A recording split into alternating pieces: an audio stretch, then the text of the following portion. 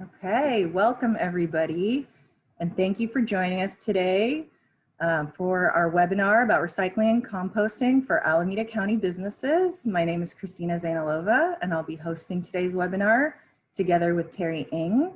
We both work for the Business Assistance Team on behalf of the Alameda County Waste Management Authority, better known as Stop Waste. Really appreciate you taking this lunchtime to learn with us today. We know that the pandemic has put a lot of strain on businesses, and we know that recycling may not be top of mind for you right now. But as many of you are planning a return to the workplace or going through a process of a business reopening, it's a really good time to review your current garbage, recycling, and organic setup and make sure that everybody at your site knows what materials need to go into which bins. Okay. And I'd like to start with just a few words about Stop Waste in case you're unfamiliar. We're a county-wide public agency with 17 member agencies spanning from the cities of Albany and Berkeley in the north, Livermore to the east, and Fremont to the south. Our mission is to send less waste to landfill from Alameda County homes, schools, and businesses. And relevant to today's topic, Stop Waste implements and oversees the mandatory commercial recycling and composting law in Alameda County. So here's a quick overview of what we're going to cover today. First, we're going to do a very brief recap of our recycling and composting law in Alameda County. We covered this topic in detail in our first webinar, and you can view that recording on our website, which I'll share with you at the end. However, today's focus is on proper sorting. So we'll learn what needs to go into recycling, organics, trash, and also how you can train staff, contractors, or tenants at your site to sort correctly. Lastly, if all goes to plan, we should have about 10 minutes to address your questions. Some of you already submitted specific questions as part of the registration, and many of those will be answered throughout the presentation. And if you have additional questions that come up throughout the presentation, please use the Q&A box in the bottom of the screen, and we will be reviewing those as they come in, and we'll try to address as many as we can at the end. Also, if you're having technical difficulties, please feel free to let us know in the chat, and we'll do our best to help you out. Today's webinar will be recorded, and we'll follow up with an email to all of you with the recording link as well as any URLs that we mentioned throughout the webinar. So there's no need to take any detailed notes. So let's look at what the recycling and composting law in Alameda County means for you. In a nutshell, all businesses, institutions, and multifamily properties must do three things. Number one, subscribe to recycling and organic services. Number two, sort materials properly. And number three, provide information at least annually to everybody at your business site. That means staff, contractors, janitors, commercial tenants, if you manage, for example, a multi-tenant commercial building. So all of these entities must be regularly reminded how to sort properly. And today we'll mostly be covering the second and third rule, proper sorting and training. Okay. Before we dive in, we thought it would be fun to do a little game to test our knowledge about proper sorting. The question is, where should paper napkins go? In the recycling, organics, or garbage bin? So in just a moment, Terry is going to launch the poll, and you'll see that appear on your screen with all of these three options, and just go ahead and select your best guess. Okay, Terry, go for it, and just give me a shout when we've got all of those answers in. All right, great. So I'll be launching the poll now, and everyone will have between 20 to 30 seconds to answer.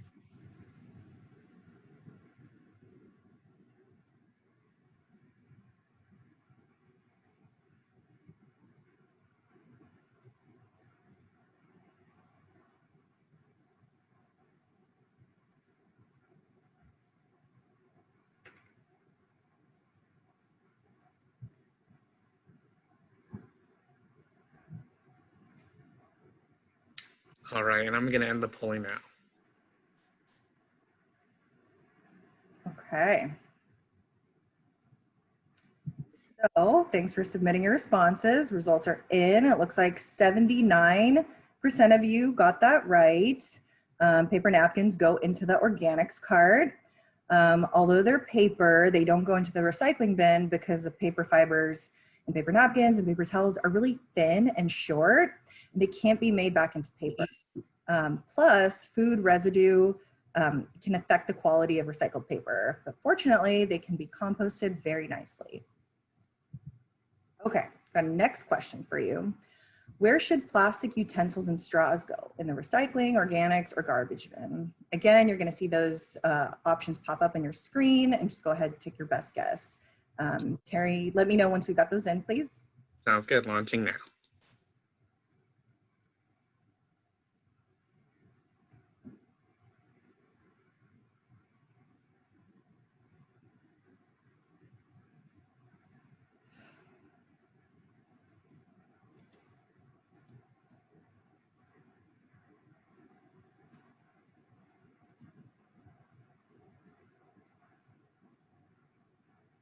All right, I'll be ending the polling now.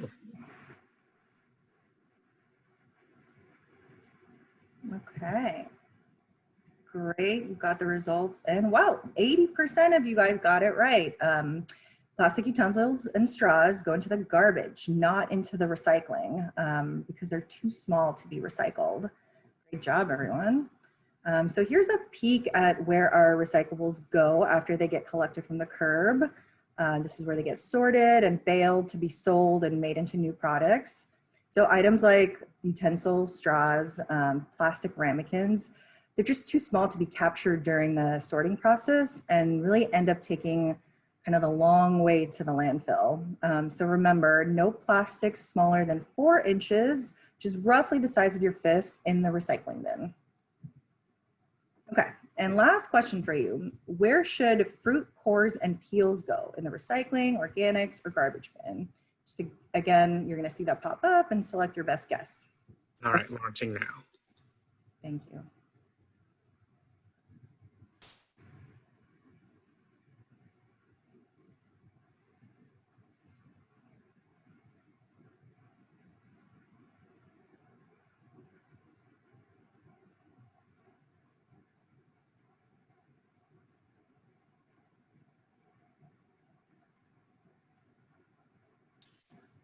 Perfect, and I'll be closing the polls now. Great. Okay, great job, everyone. 99% of you got it right. Fruit cores and peels, of course, go into the organics cart. And in fact, all food scraps can be composted. Really anything that was once alive, break down in nature, can go to the green organics cart and will be turned into compost at composting facilities. And on the left, you can see an aerial photo of a commercial scale compost facility located in Central Valley. When we put food scraps, food soil paper, and plant debris in the green organics cart or bin, the materials go to facilities like this, where after about 2 months, they become compost, a valuable soil amendment. And why is this important, you may be thinking? Well, when farmers, landscapers, and home gardeners spread compost onto soils, they grow healthier food and plants. Also, using compost helps plants store more carbon in the soil, and that helps reverse climate change. Okay, well, now that we've made it through some of these trickier materials, let's look at the bigger picture. So what you see here are the main materials that must go into garbage, recycling, and organics. And for these items, the rules are the same no matter which city in Alameda County you live in. We're going to cover each category in detail on the next slides. Okay, so let's look at recycling first. 2 main categories of materials must be recycled: bottles and cans and paper products. So let's look at bottles and cans first. Any metal container, like an empty soda can or empty canned food containers, those can be recycled. And for plastic containers, bottles marked number 1 or 2 on the bottom are accepted. So this is going to be a lot of beverage bottles like water bottles and milk jugs, but also non-food and beverage containers like those for cleaning products. Glass bottles and jars must also go into the recycling. However, this does not include drinking glasses or dishware or any type of window glass. This is a different type of glass, and that's not recyclable, unfortunately. For paper products, this is going to include corrugated cardboard, but also cardboard from something like a cereal box.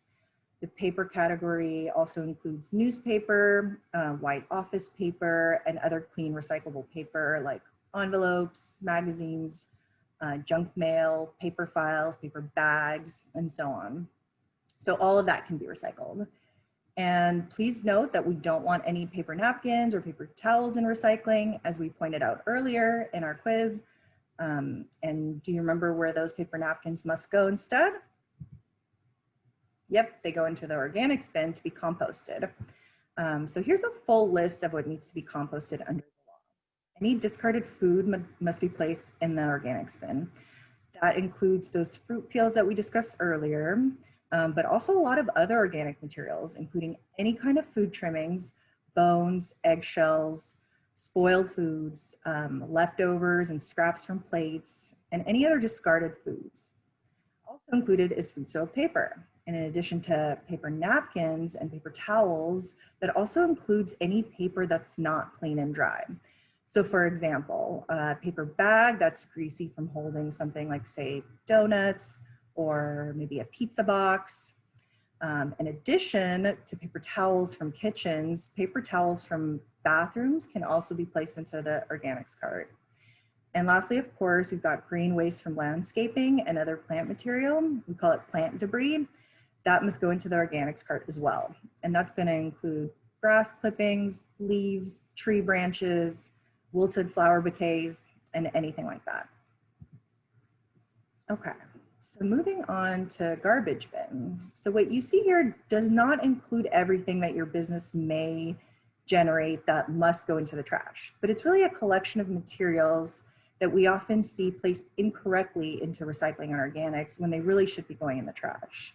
So as you see here, many are plastic based, and you'll remember from our game earlier that plastic smaller than your fist need to go into the trash.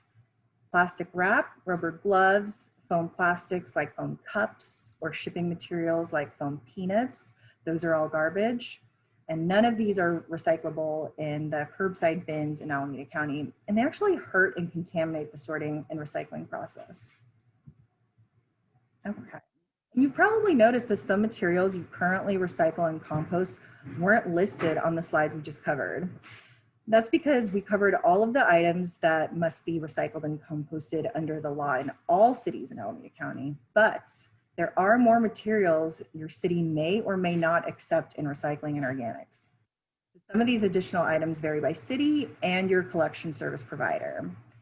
These materials include things like plastic containers other than the bottles that we discussed a few slides ago, like plastic clamshell or the cup that you see here, as well as waxed cardboard, aluminum foil, and compostable cups and utensils. So again, these materials are recyclable and compostable in some cities, but not others. So another great example of items that are accepted in different streams depending on where you live are milk cartons and coffee cups. So when we started food scrap composting programs back in the early 2000s, many milk cartons were still coated in wax, which is a compostable material. So these items went into the organics along with all other food soiled paper. However, over time, manufacturers have switched to using plastic-based moisture barriers. And as you see in this image, milk cartons are actually made of paper lined with a really thin layer of plastic on either side. And you can think of most coffee cups in the same way. Sometimes they are lined with a compostable liner, but most have that thin layer of plastic similar to milk cartons. So unfortunately, it's just not quite as straightforward as it used to be when it comes to which bin they belong in. And since what we place in organics, it gets turned into compost, we really want to stay away from placing these plastic lined paper products into the organics. As an alternative, we can always opt to purchase milk in recyclable plastic jugs, or better yet, reusable glass. And when it comes to coffee cups, it's really great to bring your own reusable mug when you can.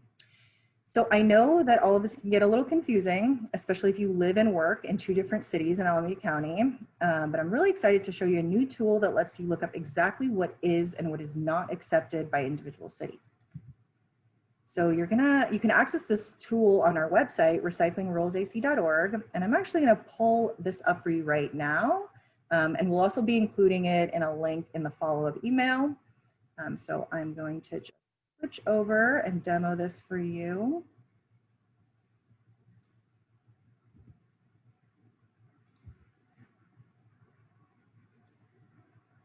Okay, so you're here at recyclingrules.ac recyclingrulesa.org. And Terry, just give me a shout if you're not able to see this. Great. Okay, so you are gonna navigate to this kind of button in the middle of the screen that says Curbside Service Guide. You wanna hit Learn More. Okay, and it's gonna take you to this page with every city in Alameda County hyperlinked. And let's see, just as an example, I'm gonna say, let's say you live in Emeryville. So we're gonna click on Emeryville. It's gonna take you to this page and you're gonna see all 3 streams here. And these are kind of the most common items pictured here, found in each stream. But you can also click this button here and you'll get a drop down of a really comprehensive list of everything accepted in that stream. So same for organics and same for garbage. Okay, and let's see, as an example, let's see, we've got this paper milk carton that I was mentioning, and in Emeryville, you see that it is accepted in recycling. So that's great, you know where that goes. But let's say that you actually work in a different city in Alameda County. Let's say you work in Union City and you brought this milk container for lunch with you and you want to know where that goes in Union City. So you'll just navigate to Union City. It's going to take you there and you see, okay, it's not pictured in recycling here. You'll want to check the drop down, not seeing it here. You want to check the other streams. And it's actually accepted in the organic stream in Union City. So that's great. You know where it goes, where you live and where you work now. And another interesting item I wanted to demo was waxed cardboard. I know this is kind of a tricky one for folks. Waxed cardboard, you'll know it's waxed. It's usually used to hold produce and you can kind of feel it's a little sticky and you can even use your fingernail to like scratch some of that wax off. That'll tell you that that's in fact waxed cardboard. And that's another one that varies from city to city. And you see that where you work in Union City, it's accepted in the organics bin. But let's say you wanted to take your waxed cardboard home with you back to Emeryville. And so you'll want to see where you can dispose of that there. And not shown here in the organics, you'll just want to double check the drop down. And then you want to check a different stream. Go to garbage. And oh, look, there it is. It's accepted in the garbage in Emeryville where you live. So this is just one or two examples of these kind of trickier items that belong in different streams in different cities. And this is just a really great tool for to help you kind of navigate that. And like I said, we're gonna provide that link for you afterwards, so don't worry about jotting that down. Okay, and I'm going to navigate us back to the presentation.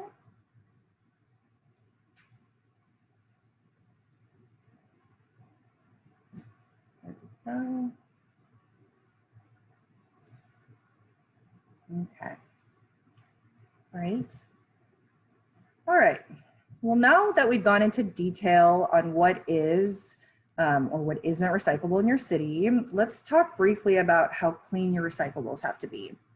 So it's important to make sure that food and beverage containers are empty or they will not be recyclable and can actually contaminate clean and dry paper and cardboard. Now, that doesn't mean that they have to be sparkling clean, but they shouldn't have any food or liquids in them when placed into the recycling.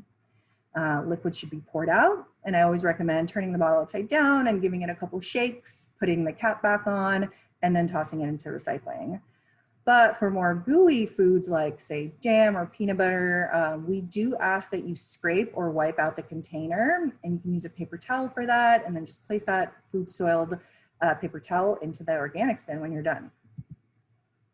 Okay, so now that we've covered what to recycle and compost and how to prepare your recyclables, so what happens if at your business someone has a bottle to throw away and they see a trash can like this with no recycling bin next to it? Where do you think that bottle is going to end up? Yep, you're right. It's going to end up in that garbage on a one-way trip to the landfill. So as a rule of thumb, always have 3 bins together for recycling, organics, and garbage. And since you're not generating any more materials overall, you're just putting them into different containers. Your setup doesn't really have to be, it doesn't have to take up any more space than before. And as you see here, that single trash can, that large grapefruit, and the 3-bin station, they take up about the same amount of room. And we won't go into much more detail today on how to set up your bins since we're focusing more on what goes where, but we'll point you to some resources at the end of the presentation to help with that. Okay, and now that you've learned what goes where, it's important to train everyone at your site how to recycle and compost properly as well. Training everyone is not only a key to success, it's also the law. At least once a year, your business or property owners and managers need to inform employees, contractors, and tenants of the law and how to sort materials properly. So contractors may include landscapers and custodians, or really anyone that disposes of your waste at your site. And there's a number of ways to go about training, and they don't have to take up much of your time. We usually recommend an in-person training of about 10 to 15 minutes, maybe added onto a staff meeting that you already have, or a daily restaurant huddle if you're in the food service industry, like shown in this photo. But obviously things have changed since COVID. If you're able to conduct an in-person training safely, wearing masks and keeping a safe distance from one another, that's great. But if not, the training can happen virtually via video conference as well. And on the next few slides, I'm going to give you some tips on how to plan and conduct those trainings. Okay, so to plan your training, first think about who is at your business site generating and handling materials. Besides employees, that may include contractors, or if you manage a multi-tenant commercial building, all your tenants will need training. And don't forget janitorial staff servicing your business site as well. And if you have different groups to train, for example, those with different language needs, you may need to think about setting up separate trainings. Next, think about a good date and time as well as location. Is there an existing all-staff meeting that this training can be added onto? Are there different shifts that would require multiple trainings? Is this an in-person or online meeting? If the training is in person, what's a good, safe, and convenient location? And if it's virtual, what kind of platform are you going to use? And does everybody have access to it? So once you've settled on place and time, think about how you're going to notify staff of the training. And it may be just as simple as adding an agenda item to an existing meeting, or you might have to invite staff and contractors and tenants by email, phone, text, etc. So just a few things to consider when you're planning your training. And now let's think about tools you can use during the training to teach proper sorting. So one of our favorites is a 5-minute video on how to sort properly that really walks viewers through everything we discussed here today. You could play that video during our presentation, whether it's in person or by video conference. Alternatively, you can use brochures and posters from your city and hauler, and you can focus on materials that are actually frequently generated at your business site or that have been challenging for your staff in the past. And as part of your planning, you'll really want to think about where staff, contractors, and tenants can access information after the training as well. It's best to have posted materials in a central location, for example, a break room, so folks can easily reference those. And if you frequently communicate with people at your site via email, it's also really good practice to send a follow-up message after the training with links to the information. And we're going to show you at the end of the presentation where on our website you can find the video and some of the other training tools that I've mentioned. Okay, and if you prefer that we handle the training for you, we're happy to set up a time to train your staff. Before the pandemic, our technical assistance team would come on site for the trainings, but given the circumstances, we're offering custom virtual trainings, covering content very similar to this webinar.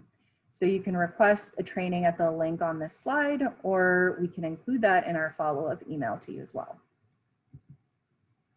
So after you've done your training or have had us help you, It's a good idea to set a reminder for yourself to repeat the training annually as required by the law. So in addition, many businesses find it helpful to remind their staff, contractors, or tenants of the rules throughout the year. For example, you can consider adding an agenda item each quarter or so to a standing meeting, or send out periodic reminder emails with links to the training video and other resources. One important consideration is how to orient new staff members. If you have a formal onboarding process, it's a great idea to include recycling and composting procedures at your business there. It can also be really effective to assign one staff member as sort of a point person for recycling and composting questions and possibly leading future trainings. If you have a green team, for example, one of those team members would be a natural choice for this role. And when I, just as an example for you, when I worked with Isla Restaurant, helping them implement organics and train their staff, the head server was very engaged and became the point person on the staff for all things recycling and composting, and also training the rest of the staff. And while the team sort of became accustomed to sorting organics, he would often reach out to me with questions and specific materials and scenarios.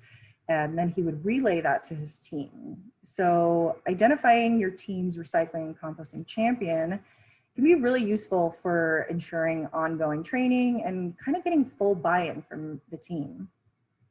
So there's really a ton of options to consider here, and we're happy to help you develop a plan for ongoing training if you'd like to reach out to us.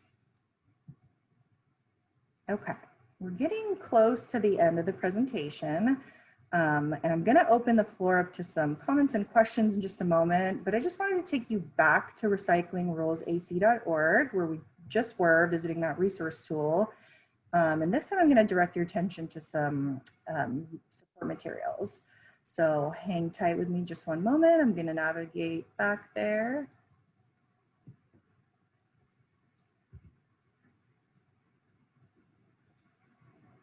Okay. So we're back at that landing page. And again, Terry, just give me a shout if we're having any problems viewing this screen. We're back at recyclingrulesAC.org. And this time I'm just going to direct your attention up here to this top bar, support materials. You're going to want to go to resources, quick links. And it's going to take you to this page where it's got all of the resources and tools that I've been mentioning throughout, as well as a lot of other ones. So here at the very top, you're going to find the 5-minute how-to video that I was mentioning. It's this third one here at the bottom, and it's also available in Spanish and Cantonese. And this is just a really great resource that I definitely recommend. You can plug it into an existing training or just send it out to your staff. Very, very useful here. And one of my favorite tools on this page is this customized sign maker. I think this is really, really great and really cool because you're able to really customize it. So you can actually just drag and drop specific materials from a really large menu that includes pretty much anything you can think of. And you can drag that onto your customized sign so you can actually focus on materials that your site generates. So that's a really great one. And then, as you can see, tons of other ones. The other one that I'd like to show you here today is this customized instructions for staff. Let's see, let's click into there. Okay. And I thought that this one was a really good one to mention because it touches on something that I didn't really delve into, but as I mentioned, the rules for what's accepted in recycling and organics really varies from city to city. The other thing that varies from city to city is what sort of bag liner you can use to line your recycling and organics containers. And so this is a great tool here on the second bar. It's a city-specific bag rules to sort of help you navigate that. So here you're going to see this drop down. And just as an example, let's say that you live in Berkeley and you're curious about what bag liners you use there. So the answer just appears right down here. So in Berkeley, recycling is accepted loose or in clear untied plastic bags, and organics is accepted in paper or in compostable plastic bags.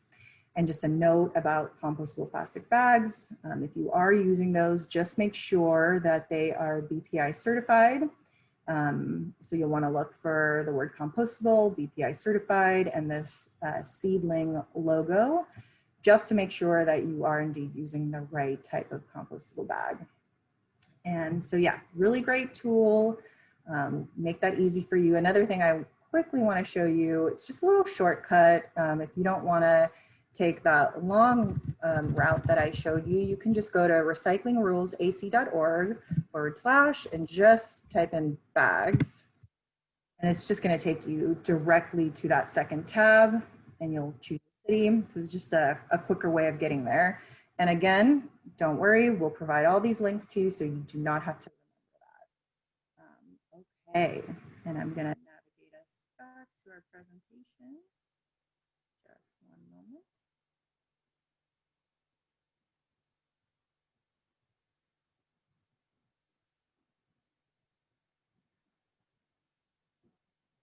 Okay. Great. Okay. Well, we've got some time for Q&A, and I know we got a lot of really good questions submitted as part of the registration process and throughout this webinar in the Q&A chat. So let's see. Terry, do you want to kick us off with the first question? Sure, yeah, be happy to. All right, so like you said, we did have a lot of great questions. One question that, or theme that kind of hopped up first is, what should we do if we don't throw away a lot of food scraps? Do we still need to order organic services? Okay, yep, that's a really good question. Definitely happy to clarify that.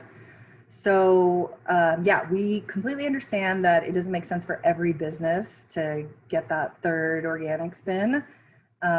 So generally, if you have a food permit or you generate at least 20 gallons of organics per week, then you're required to have organic services. And of course, there's some businesses who do not generate that. For example, maybe an auto shop or a medical office. But I just want to remind everyone, don't forget to think about any yard waste that you may have at your site. So if you've hired a landscaping service and they don't haul away those trimmings and green waste off of your property, you'll need to make sure that you do have an organics bin for that plant debris. So yeah, there's a couple things to think about. Just make sure that you're accounting for all your food waste, all of your yard waste, and that landscaping waste I just mentioned, and also food soiled paper, like paper towels. Just think about all those things when you're trying to determine how much organics you generate and whether you actually do need to order organic services. And just a reminder, if you need any help with any of that, our technical assistance team definitely happy to work with you and take a closer look at your specific needs and just help you make that determination. So hopefully I answered that. Yeah, great. And just as a quick follow-up, just to confirm, so things like wooden chopsticks, dirty pizza boxes, and egg cartons, these would all be considered part of that food soiled paper and go in organics, correct, Christina? That is correct, Terry. Thanks. Perfect. Then and our next question then is, why aren't compostable plastics accepted everywhere, and what fake compostables should people look out for? Oh yeah, good question. Yeah, I'm happy someone asked this. It can be tricky. So some cities don't accept compostable plastics because they're challenging to break down quickly enough at composting facilities. So typically food scraps and yard waste, plant debris, they need about 8 weeks to be turned into compost. But some of these like trickier compostable plastics like utensils and cups, they can take up to 16 weeks or so to break down. So that's really kind of the challenge there, and why some jurisdictions, cities, have decided to not accept those in their composting and the curbside organics program. So you'll really want to check that resource tool that I demoed for you first to see if compostable plastics are accepted in your city. That's definitely the first thing you want to do. And then if they are, you just want to be sure that those materials have that BPI certified logo on it, the one that I showed you during the second demo, that little seedling logo. So you want to check for that logo and the words compostable, BPI certified. There are so many materials out there that say things like biodegradable or bio-based. I think potato ware, I've seen a ton. And we just really have no way of knowing if they are indeed compostable or how quickly they break down, because they haven't been tested and certified as compostable. And so really none of those other terms that I just mentioned, or anything really besides BPI certified, should be placed into your organics bin in Alameda County. So hopefully that answered that. How are we doing on time, Terry? Do we have time for one or two more? Great. Yeah, actually, it looks like we will have a little more time. At least for one more. We'll see how we are after that. But Awesome. yeah, the next question that we have lined up here is, what do I do with the plastic bags or the wrapping that comes around paper towels? Okay. Yeah. Good question. So I'll just back up here. So plastic film is a term that we use to cover all kind of soft or squishy plastics. And that just means those that can't hold their shape when you stand them up, like say a bottle or a container would. So these plastic film or soft plastic. So this includes plastic bags, plastic wrap or shrink wrap, a lot of packaging wrap, and also bubble wrap. So you may have noticed that in the past, some cities were actually accepting plastic bags and recycling when you kind of bundled them into one clear plastic bag.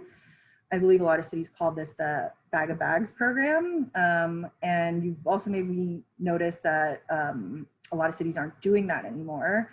And that's just because there's fewer and fewer buyers for these materials. I do know that there are still some grocery stores accepting plastic bags. They do need to be clean and dry, and sometimes they need to be bundled up into that one clear plastic bag of bags. So you definitely want to just make sure that you know the acceptance standards before you take it to the grocery store. But I think the big takeaway here is really that plastic bags and soft plastics are just getting increasingly more difficult to recycle. So I really encourage everyone to just please use a reusable bag whenever possible for all your shopping and produce and things like that. Yeah, okay, great. Hopefully I answered that one. How we doing? Do we have time for one more, Terry? Sorry about that. Yes, I think we probably have time for one last one here. Let me just take a quick look and pick a question. All right, let's see here. So one question that we did get was about colored plastics like laundry detergent bottles. Where should those go? Laundry detergent bottles, if they're 1 and 2, which they typically are, can go into recycling. Doesn't matter what color they are. Again, you'll really want to make sure that those are empty. Like I said, just turn that bottle upside down, get all of that liquid out of there. Yeah, and plastic cleaning bottles, including laundry detergent, are accepted in recycling. Yeah. All right. Any other questions, or how are we doing on time here, Terry? Great. It looks like we could probably go into another question here. Let's see if we can find one that we can talk about here just really quickly.